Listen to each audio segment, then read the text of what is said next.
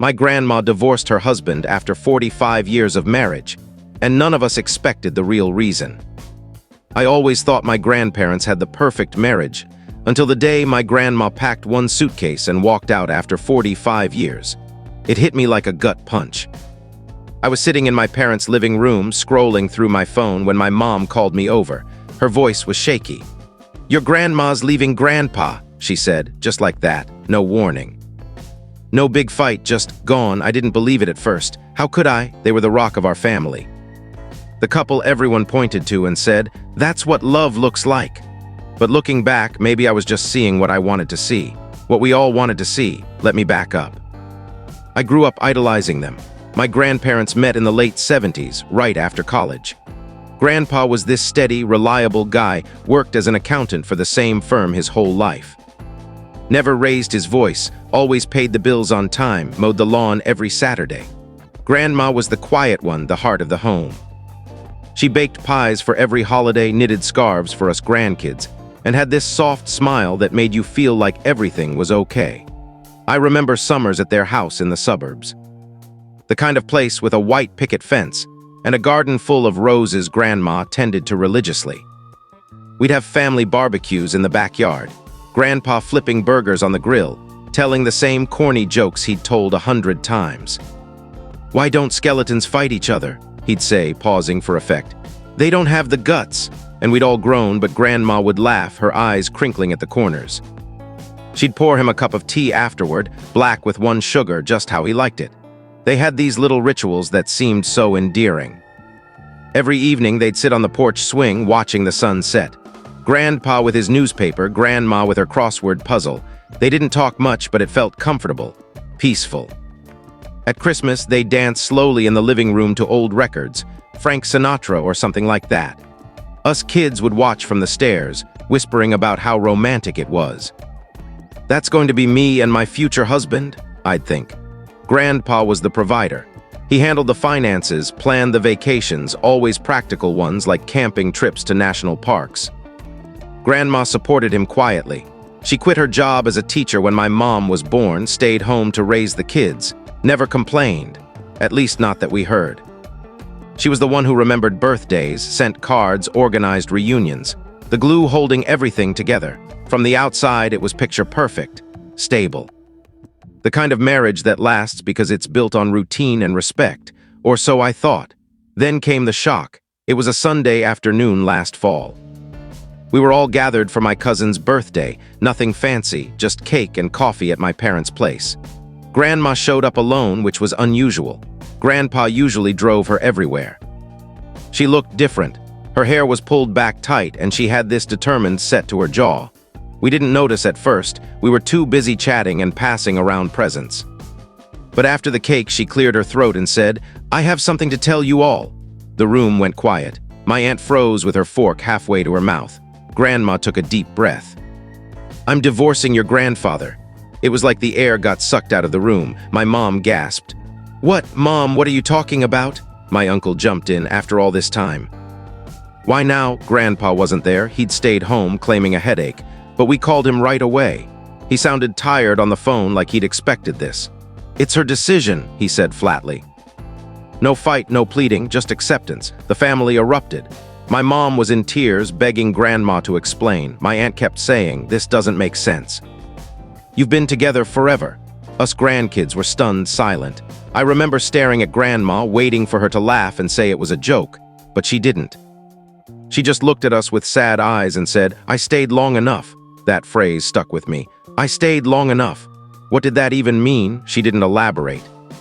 Just hugged us all and left, promising to talk more later. The rest of the day was a blur, everyone speculating. Was there someone else? Money problems, health issues. But Grandpa was silent as a stone when we visited him later. He sat in his armchair, staring at the TV, avoiding eye contact. "It's between us," he muttered. "Leave it be." I couldn't leave it be. I'm the oldest grandchild, 28 now, and I've always been close to Grandma. She babysat me when I was little, taught me how to bake cookies, listened to my teenage dramas without judgment. So a few days later, I drove over to their house. Well, what was still their house for now. Grandpa was out golfing with his buddies like nothing had happened. Grandma let me in and we sat at the kitchen table with cups of tea. The house felt different, emptier. She had already started packing some boxes, books, photos, her knitting supplies. I tried to play it casual at first. "How are you holding up, Gram?" I asked. She smiled faintly. "Better than I expected." But her hands trembled a bit as she stirred her tea. I pushed gently. "Why though, after 45 years, what changed?" She didn't answer right away. Instead, she got up and rummaged in a drawer, pulling out an old photo album. We flipped through it, wedding pictures, baby photos of my mom and uncles, vacations to the beach. "We looked happy, didn't we?" she said softly. "We thought you were," I replied. She closed the album. "From the outside, maybe." That's when I started noticing things, little clues I'd overlooked before. There was a bottle of anxiety meds on the counter, half empty. In her bedroom, I saw a stack of old letters tied with a ribbon, hidden in a nightstand drawer. And her diary, worn leather, pages yellowed with age. She caught me glancing at it and sighed. "Sit down, honey. I suppose it's time I told someone." We moved to the living room. She poured herself a glass of water, took a sip, and began. It wasn't a dramatic confession. No affairs, no hidden scandals, just the quiet truth of a life unlived. "It started small," she said. "Your grandpa, he's a good man, provided for us, never raised a hand, but he never really saw me. Not as a person with dreams of my own." She told me about her youth. Before Grandpa, she wanted to be a writer, had even started a novel in college. But when they married, he encouraged her to focus on the family. "It's practical," he'd say. "We need stability." She gave up her job, her hobbies, piece by piece. Travel, too expensive, classes. No time with the kids. "For decades, I was invisible," she whispered. "I'd talk about a book I loved and he'd nod without listening. Anniversaries came and went, forgotten half the time. He'd choose work dinners or golf with friends over a night with me. And the relatives, his family was critical. His sister would make snide comments about my cooking or how I raised the kids, and he'd just stay silent. Never defended me." Her voice cracked. "He never hit me, but he slowly erased me."